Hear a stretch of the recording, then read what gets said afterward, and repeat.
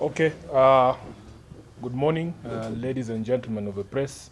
As usual, I appreciate your coming to also engage in these press briefings. This is a statement I am giving in my capacity as the Senator of the County of Nairobi. Following yesterday's events, we have taken time to review that document that was signed yesterday, the speeches that were made by both His Excellency the President and the Governor of Nairobi. We have gone through the legal implications with our teams of legal advisors. So just allow me to read this. Ladies and gentlemen of the press, I am compelled as the area senator to respond to yesterday's events at State House that saw the head of state and the governor of Nairobi sign what was dubbed a cooperation agreement, ostensibly to cover some critical areas in the functions of the county government. As you are aware, Article 96 of the Constitution places the responsibility of defending counties and their governments on the Senate in which I serve. Article 186 of the Constitution of Kenya and Section 5 of the County Government Act define the roles of the different levels of government, setting up clear boundaries for functions of the two. Additionally, the Intergovernmental Relations Act outlines the frameworks for consultation for effective devolution. The framers of the Constitution, in conceiving these clauses, intended devolution to work and thrive for the people without deliberate regression that would result in the national government purporting to step in to rescue devolved units. President Ruto, in his speech at the signing, claimed that the same was pursuant to the Urban Areas and Cities Act, a legislation put in place prior to the implementation of devolution. He claimed the cooperation agreement was, in his words, 14 years late, forgetting the fact that he has in fact been at the helm of political leadership in all those 14 years, first as deputy president from 2013 and now as the president.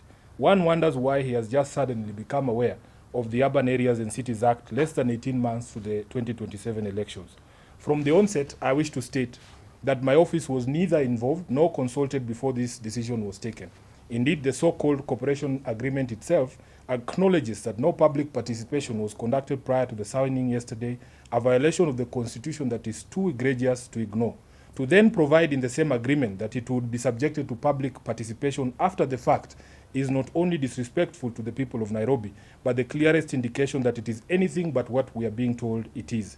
What's worse, the agreement is meant to take effect within 14 days, and one wonders whether any meaningful public participation can be had in such a short period.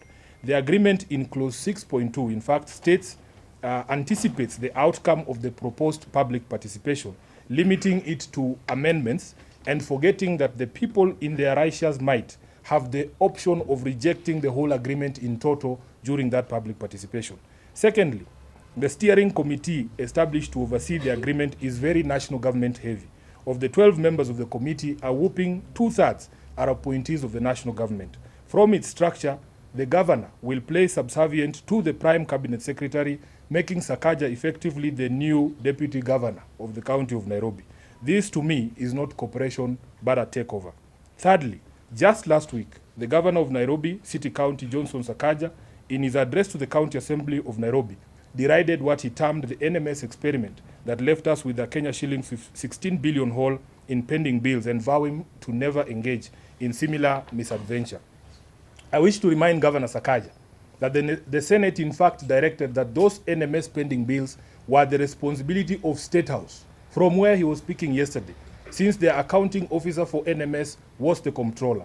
He should have used the opportunity yesterday to remind the president that thousands of contractors and workers are still owed money by State House and their livelihoods remain in peril as Ruto continues to ignore them. This agreement is a blatant continuation of the NMS model and with it, the culture of unpaid bills, weak audit systems, and unbridled corruption. Fourthly, it is in the public knowledge that the national government owes Nairobians over 100 billion shillings in unpaid rates and other payables from national government institutions. Ruto throwing around the figure of 80 billion as a symbol of his generosity to the people of Nairobi is nothing but a ruse. Fifthly, the national government continues to hold on to functions that are solidly county functions under the 4th schedule of the Constitution.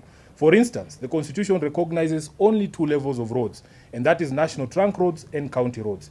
Kenyans must note that national government agencies like Kura and Kera continue to insist on doing roads in Nairobi when they clearly need to hand over those roads and the attendant resources to the county government of Nairobi. In fact, the late Baba Raila Amolo Odinga repeatedly called for the disbandment of these two agencies, going so far as including the full unbundling of the functions in the MOU he signed with President Ruto in March of 2025. Ruto continues to not only ignore that MOU, but to actively violate it, as demonstrated by the so-called cooperation agreement. In addition, there exist constitutional and legal ways to channel funds to specific counties in recognition of their unique needs and status. These include additional allocations and conditional grants. Examples of these grants include grants to counties to construct headquarters and industrial parks. By the way, you should know Nairobi doesn't receive any of those funds, but other counties receive. If indeed we needed national government to build a world-class market at Gikomba, we can channel resources to the county government of Nairobi to build that world-class market through similar instruments. Lastly, it is my considered view that arrangements such as NMS and the proposed cooperation agreement unnecessarily obfuscate and complicate oversight and accountability processes by the assemblies, the Senate, and the Office of the Auditor General. The President at every turn dismisses concerns raised by both the people and their representatives as noise. He asked those with alternative ideas to give those ideas. Mr. President, I have said before that it is possible to govern and achieve development within the confines of the law, and I want to demonstrate this today.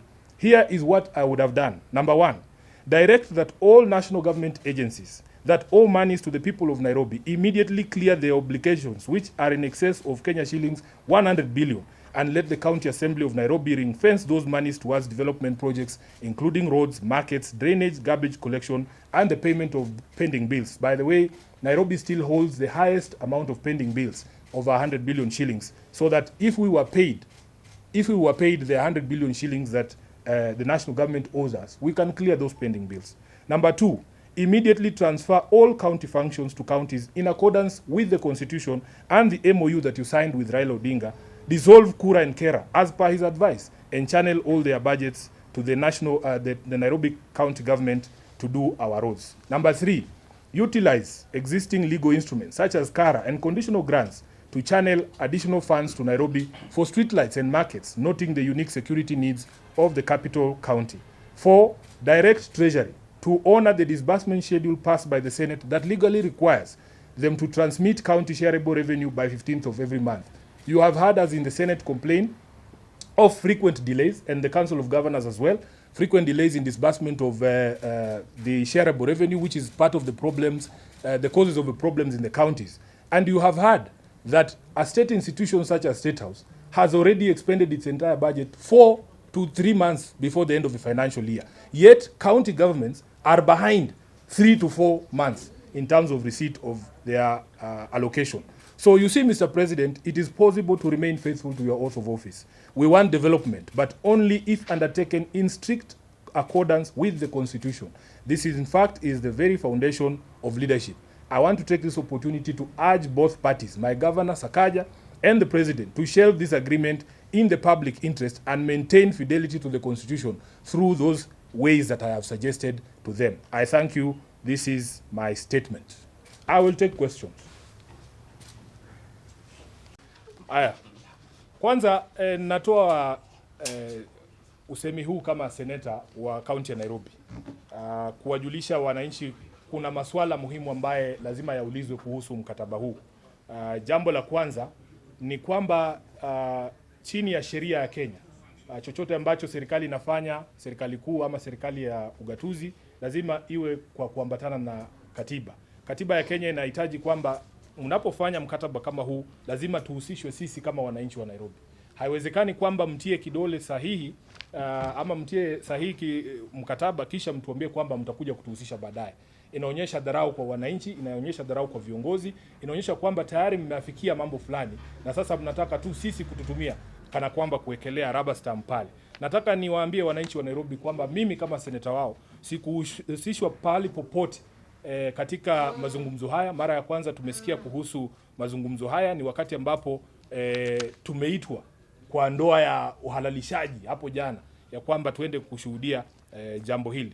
Sadly, ama jambo lingine, ukiangalia ile kamati ambayo imewekwa pale ya kusimamia mpango huu mzima, imewajaza wale ambao ni wanaondokea katika serikali kuu, ukiangalia kwa kamati ya watu 12 utakuta kwamba ni watu wanne peke yao ambao wanawakilisha county government ya Nairobi, na tunaona kwamba hiyo sio cooperation, hiyo ni kama ni takeover. Jambo lingine ni kwamba serikali kuu na mashirika yake hapa Nairobi tunawadai sisi kama wana Nairobi zaidi ya shilingi bilioni 100. Kwa hivyo Ruto kurusha shilingi bilioni 80 na kutuambia kwamba sasa yeye ndio mkarimu sana, hiyo ni kutufumba sisi macho kama wana Nairobi.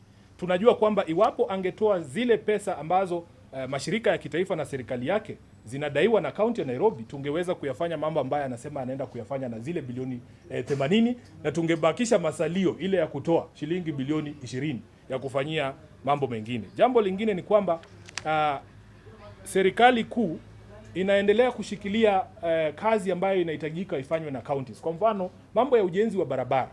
Katiba ya Kenya inatambua barabara aina mbili peke yake. Barabara za kitaifa na barabara za county. Kwa hivyo ukiona kuna mashirika ya serikali kuu ambaye yanajiita Kera na Kura ambaye yanasisitiza kwamba wapewe bajeti za kufanya barabara hapa Nairobi, inapeleka kwamba hatujazipa counties functions zote na fedha zote ambazo zinafuatana na hizo counties, na ni baadhi ya zile jambo ambalo baba Raila Amolo Odinga marehemu alikuwa anashikilia sana. Akasema kwamba kazi zote ambazo ni za county pamoja na fedha ambazo zinaambatana na kazi hizo zipewe counties, na iko katika mkataba ule ambaye aliandikishana na Mheshimiwa William Ruto ambaye unaenda kukamilika mapema mwezi ujao. Hiyo ndio tarehe ya mwisho.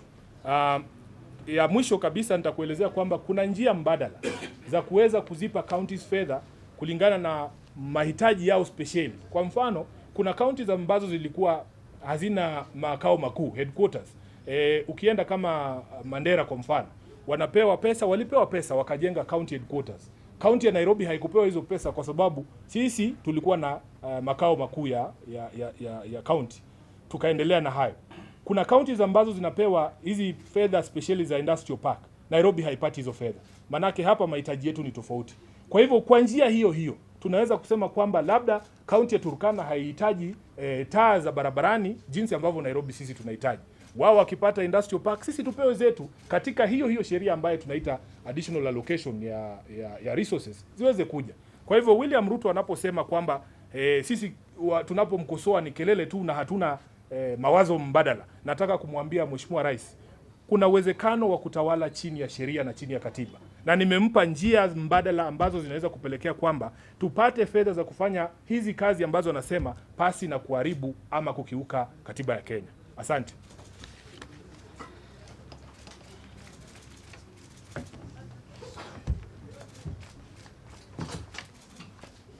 Haya, kama kawa nashukuru sana.